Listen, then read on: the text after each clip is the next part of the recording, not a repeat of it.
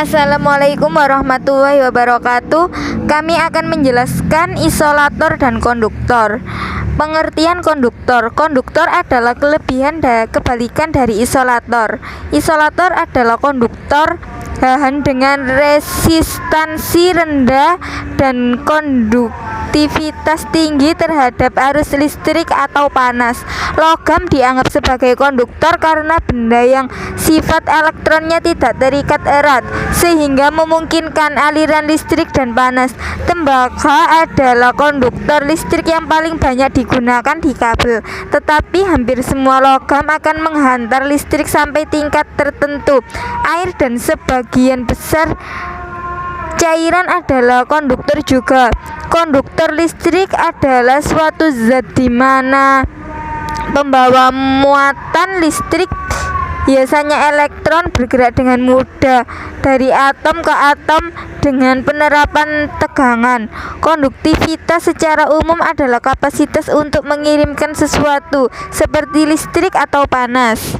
Contoh bahan konduktor listrik seperti karet, kaca, air murni, minyak, udara, berlian, kayu kering, kapas kering, plastik, aspal, fiberglass, kertas kering, porselin, keramik, kuas, dan lain-lainnya.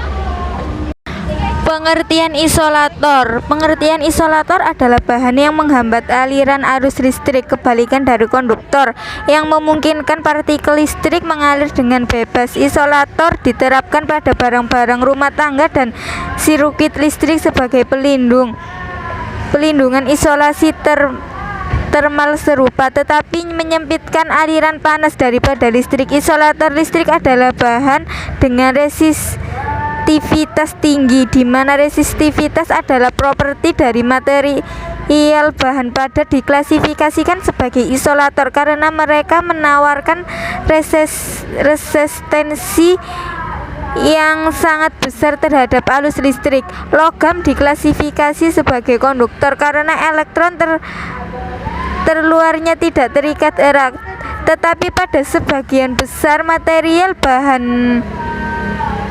bahkan elektron terluar terikat sangat erat sehingga pada dasarnya tidak ada aliran elektron yang melewatinya dengan tegangan biasa.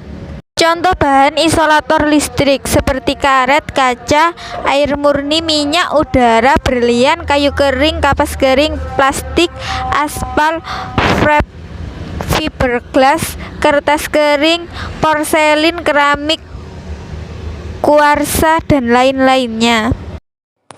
Jenis-jenis konduktor padat. 1. Seng dipakai sebagai pelindung dari karat karena lebih tahan terhadap karat pada besi.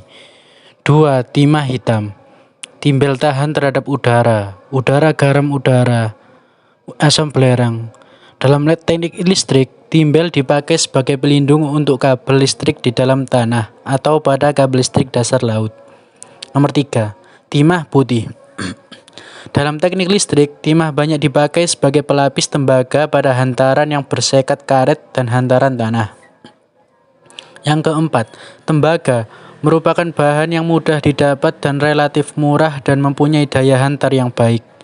Yang kelima, aluminium.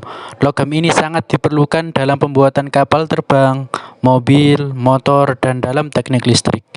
Yang keenam, perak. Perak merupakan logam yang mempunyai daya hantar terbaik. Yang terakhir, nomor 7, emas. Sangat mahal dari jenis yang ada, namun memiliki daya hantar yang sangat baik dibandingkan dengan bahan yang lain.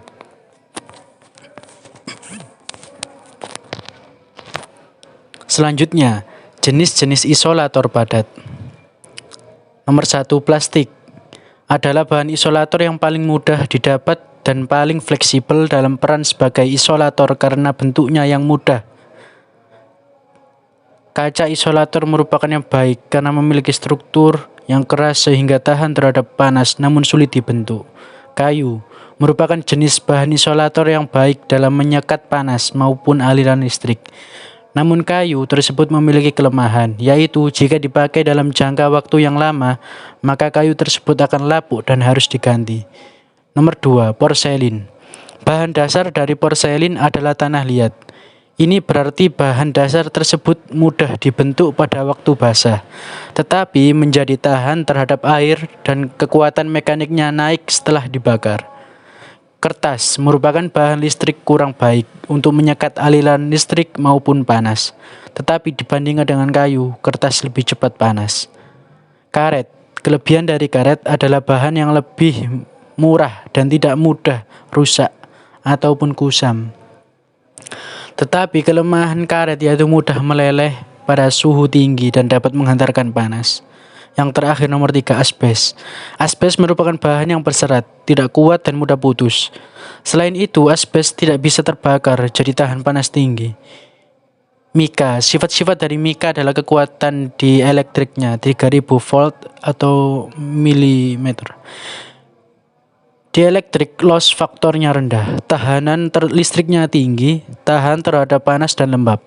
Kekuatan mekaniknya baik, temperaturnya bekerja dengan baik dan mudah lentur tetapi kuat. Demikianlah PPT yang bisa kami sampaikan dari kelompok 2.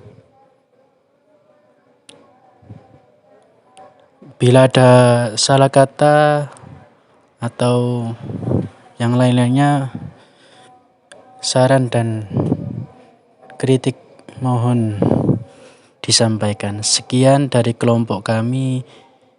Wassalamualaikum warahmatullahi wabarakatuh.